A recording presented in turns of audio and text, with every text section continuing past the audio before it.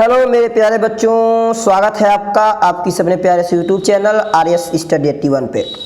तो दोस्तों, मैं आज बात करने वाला हूँ आपके क्लास 10th के जो है एग्ज़ाम जो 16 तारीख को हुआ था, उसमें जो आपके जो है OMR के जो 20 क्वेश्चन आए हुए थे, मैं उसके आज सॉल्यूशन की चर्चा करने वाला हूँ। तो जैसा कि आप देख पा रहे होंगे, आपको ये पेपर दिख रहा होगा हिंदी का 2023, इसका जो है नंबर दिया हुआ है 801 DE। और एक जो है बच्ची का मैंने पेपर लिया है साधना यादव, और इनके जो है देखते हैं इन्होंने जो है OMR में कितने प्रश्नों को सही किया है और गलत किया है। तो मैं एक एक प्रश्नों को मैं आपको इनके आंसर को बताते हुए चलेंगे, ठीक है। तो चलिए आज चर्चा करते हैं आपके नेक्स्ट जो है अगले जो है प्रश्न की, जो प्रश्न नंबर आपका 1 दिया हुआ है, ठीक है। तो चलिए चर्चा करते हैं आपके सवाल नंबर जो है दिए गए प्रश्न नंबर 1 की। और यहाँ पे आप देख पा रहे होंगे प्रश्न नंबर 1 लिखा हुआ है आपका कि पंडित जो है प्रताप नारायण मिश्र लेखक हैं। पहला ऑप्शन दिया है द्विवेदी युग के, दूसरा दिया है भारतेंदु युग के, तीसरा है शुक्ल युग के, और चौथा आपका दिया है शुक्लोत्तर युग के। आपके पास 4 ऑप्शन है, इन 4 ऑप्शनों में से कोई आपका एक आंसर है। तो दोस्तों, इसमें से आपको बता दूं मैं, आपका आंसर नंबर ये तीसरा सही है कि प्रताप नारायण मिश्र एक शुक्ल युग के लेखक हैं। जबकि देखिए बच्ची मारी है भारतेंदु युग, ये आपका गलत होगा, ठीक है। तो पहले का ऑप्शन नंबर आपका सी। दूसरा देखेंगे लिखा है क्वेश्चन आपका गुनाहों का देवता रचना की विधा है। पहला दिया है कहानी, दूसरा उपन्यास, तीसरा आपका नाटक है, चौथा दिया है आपका एकांकी। तो दोस्तों, इसका जो सही आंसर होगा वो आंसर होगा आपका उपन्यास। क्या होगा कि गुनाहों का देवता एक क्या है, उपन्यास है। इसके बाद नेक्स्ट तीसरा दिया है हंस पत्रिका के संपादक थे। पहला ऑप्शन भारत जो है मुंशी प्रेमचंद, दूसरा जयशंकर प्रसाद, तीसरा आपका निराला जी है, और चौथा दिया है महादेवी वर्मा। इसका दोस्तों सही आंसर होगा आपका मुंशी प्रेमचंद, जो कि इसने सही लगाया है, ठीक ना। यह आपका आंसर होगा मुंशी प्रेमचंद। इसके बाद चलिए नेक्स्ट चर्चा करते हैं अगले आपके प्रश्न की, और देखते हैं अगला प्रश्न आपका क्या दिया हुआ है, ठीक है। तो अगला प्रश्न आपका दिया हुआ है कलम का सिपाही की विधा है। कलम का सिपाही की विधा है। आपके पास ऑप्शन 4 है। पहला है आपका संस्मरण, दूसरा रेखा चित्र, तीसरा जीवनी है, इसके बाद जो है आत्मकथा है। तो दोस्तों, इसका जो सही आंसर होगा वो आपका जीवनी होगा। ये सही है, आपका जीवनी होगा, ठीक। चलिए इसके बाद नेक्स्ट अगला है क्वेश्चन आपका लहरों के राजहंस के लेखक है। क्या है, लहरों के राजहंस के लेखक है। इसका सही आंसर होगा आपका ऑप्शन नंबर बी। क्या होगा, ऑप्शन नंबर बी, ठीक है। चलिए नेक्स्ट अगला आचार्य रामचंद्र शुक्ल एक है।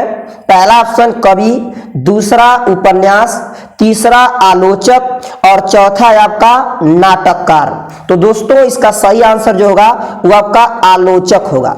क्या है, एक आलोचक है, ठीक, क्लियर। चलिए नेक्स्ट अगला प्रश्न कह रहा है आकाशदीप के लेखक है। तो आकाशदीप के जो लेखक है वो दोस्तों आपका इसमें ऑप्शन दिया है, पहला अमरकांत, दूसरा आचार्य रामचंद्र शुक्ल, तीसरा जयशंकर प्रसाद, चौथा निराला है। तो इसमें आपका सही जो आंसर होगा आकाशदीप के लेखक आपके जयशंकर प्रसाद जी हैं। कौन है, जयशंकर प्रसाद जी। चलिए नेक्स्ट अगला मैला आंचल के रचनाकार है ना, मैला आंचल के रचनाकार है। इसका सही आंसर होगा आपका बी, लिखा फणीश्वर नाथ रेणु, ठीक। तो मैला आचरण के रचनाकार जो होंगे आपके ऑप्शन नंबर बी आपका सही होगा। चलिए नेक्स्ट अगला 9वां प्रश्न कर रहा है जय केशवदास काव्यधारा के कवि हैं। किस काव्यधारा के, रीतिबद्ध, रीति सिद्ध, रीति मुक्त, और यह प्रयोगवादी, ठीक। तो इसका जो सही आंसर होगा वो आपका आंसर होगा रीतिबद्ध। क्या होगा, रीतिबद्ध। इसके बाद नेक्स्ट आपका रामचंद्रिका रचना है। रामचंद्रिका रचना किसकी है, धनानंद की, भूषण की, बिहारी लाल की, कि केशवदास की। तो आपका सही आंसर होगा पहला, ऑप्शन नंबर ए, केशवदास की, ठीक। चलिए नेक्स्ट अगले प्रश्न को देख लिया जाए। अगला प्रश्न दिया है 11वां आपका करुण रस का अस्थाई भाव है। क्या, करुण रस का अस्थाई भाव ये सबको पता होगा कि ऑप्शन नंबर आपका क्या होगा बी, जो कि शोक होगा। इसका नेक्स्ट है आपका दिया है सोहत ओढ़े पीत पट श्याम सलोने गात मनो नील मणिशैल पर आत प्रयुक्त जो है प्रकाश। यदि यह उपयुक्त पंक्तियों में अलंकार है कौन सा? ऑप्शन है आपके पास उपमा, रूपक, इसके बाद उत्प्रेक्षा और जो है यमक। तो लड़की सही मारी है, ये आंसर होगा आपका उत्प्रेक्षा। ठीक, क्या होगा? उत्प्रेक्षा। चलिए नेक्स्ट अगले प्रश्न को देखते हैं, आपका क्या दिया हुआ है। अगला प्रश्न नंबर 13 कराया रोला छंद में कुल कितने चरण होते हैं? तो ये तो सभी लोगों को पता होगा कि कितने चरण होते हैं आपके 4। इसके बाद यह अधिग्रहण शब्द में प्रयुक्त उपसर्ग है, प्रयुक्त उपसर्ग है, इसमें थोड़ा आपको डाउट हो सकता है। इसका करेक्ट आंसर जो होगा अधि, लड़की सही मारी है, इसका आंसर करेक्ट होगा अधि।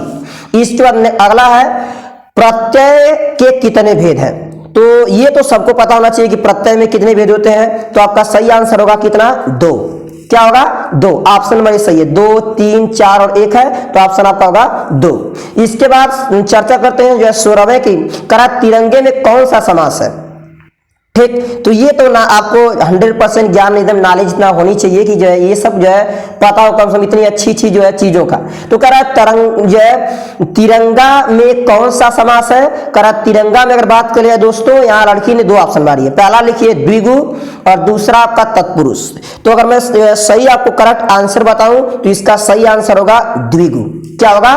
द्विगु। चलिए नेक्स्ट अगला सवाल नंबर 17, प्रत्येक शब्द में कौन सी संधि है?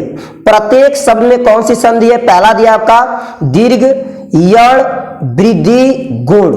तो इसका जो सही ऑप्शन होगा वो ऑप्शन नंबर आपका बी, जो कि इन्होंने करेक्ट मारा है। ठीक, यण संधि। इसके बाद नेक्स्ट है आपका 18 में कह रहा है खीर का तत्समक रूप है। पहला क्षीर, दूसरा बी लिखा है क्षीर, तीसरा क्षीण और आपका चौथा है क्षीण।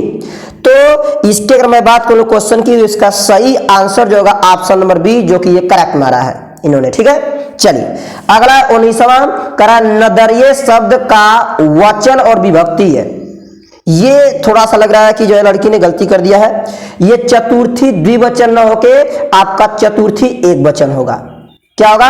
चतुर्थी एक वचन, जो कि नदरिये शब्द का वचन और जो विभक्ति दिया हुआ है। ठीक ना, तो इसका ऑप्शन 19वें का ऑप्शन नंबर डी। इसके बाद नेक्स्ट है आपका 20वां प्रश्न, लास्ट। ठीक है, करा हसिष्यत धातु का एक वचन वह पुरुष है। तो इसका जो सही ऑप्शन होगा वो ऑप्शन नंबर सी होगा, द्विवचन मध्यम पुरुष। क्या होगा? द्विवचन मध्यम पुरुष।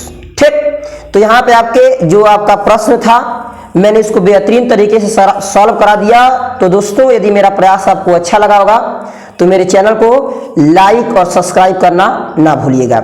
ऐसे ही मैं जितने भी आपके एग्जाम होते रहेंगे, सारे एग्जाम्स या जो भी आपका मैथ का हो या फिर जो इंग्लिश का हो या फिर आपका सामाजिक विज्ञान का हो, हर एक का एक का मैं इसी तरह आपको 20 ट्रिपल क्वेश्चनों के सॉल्यूशन को देते रहूंगा।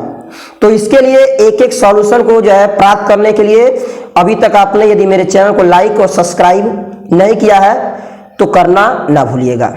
धन्यवाद।